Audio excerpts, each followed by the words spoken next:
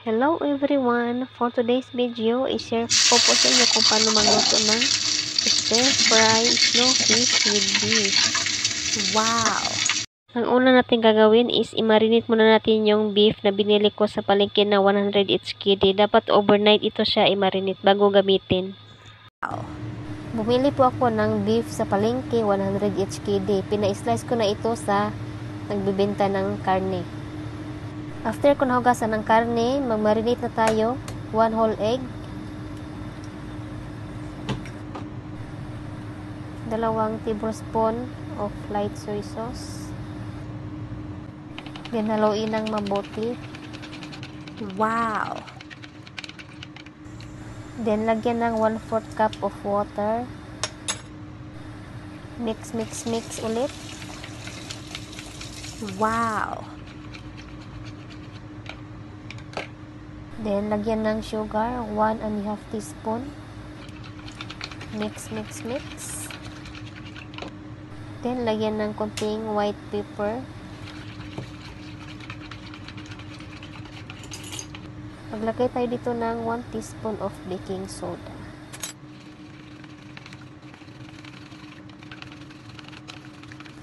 Then ilagay na yung karne ng beef.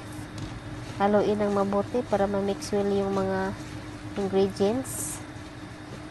Wow! Ito po ay hinahalo ko ito sa kangkong, snow fish with celery at saka yung choy sam. Then mag-add tayo dito ng 2 teaspoon of cornstarch and then haluin ulit ng mabuti. Wow!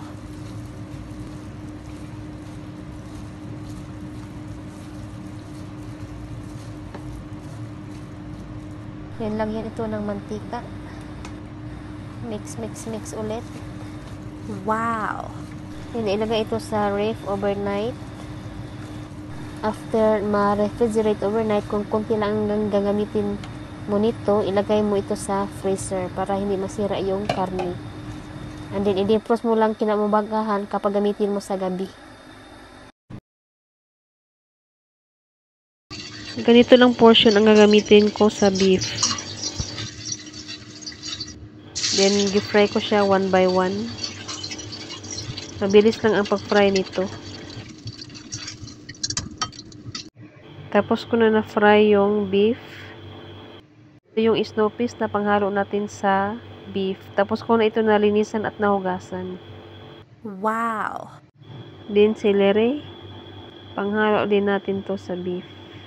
Bago tayo mag-start magluto, magagawa muna tayo ng sauce. Chicken broth. Then, lagyan natin ng konting light soy sauce, 3 teaspoon. And then, konting chicken powder. Then, haluin ng mabuti. And then, lagyan natin ng sugar, 1/2 teaspoon. And haluin ulit. And then, lagyan natin ng cornstarch, 1.5 teaspoon. And then, mix ulit. Ito yung sauce natin mamaya ilagay natin to. And then, konting garlic. Napakulo na ako ng tubig. Nilagyan ko ng asin. At konting mantika. I-blanch natin yung snow fish bago natin lutuin.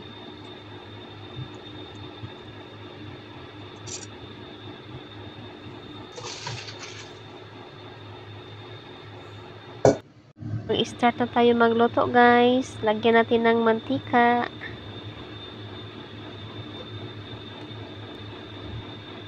And then, lagyan natin yung garlic. Fry ng konti.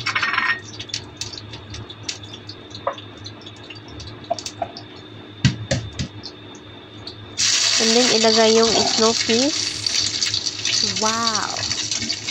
Then, celery.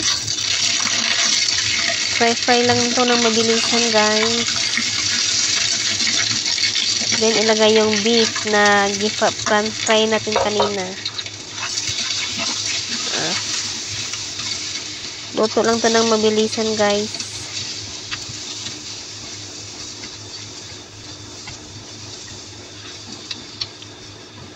Wow!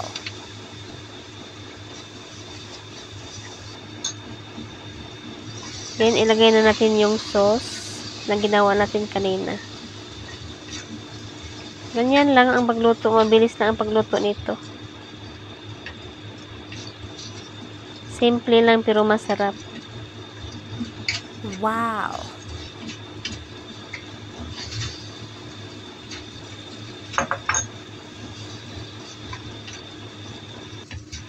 It's done, guys. Salamat sa panonood. Wow! It's ready na. I-serve na natin. Wow!